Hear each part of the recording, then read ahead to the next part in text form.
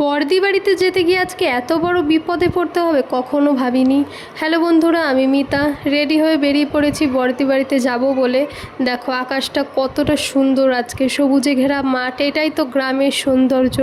তারপরে এই যে এখন হেঁটে হেঁটে চলে যাচ্ছি টোটো স্ট্যান্ডে, সেখান থেকে টোটোতে করে চলে যাচ্ছি রানাঘাটে। রাস্তায় একটা দোকান থেকে কিনে নিলাম মিষ্টি।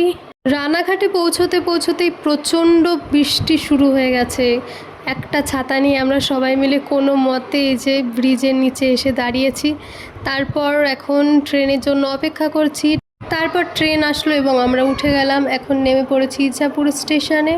এখন রেলগেট পার হয়ে চলে যাব অটো স্ট্যান্ডে। আজকে অটো ছিল না, এর জন্য আমরা টোটোতে করে যাচ্ছি।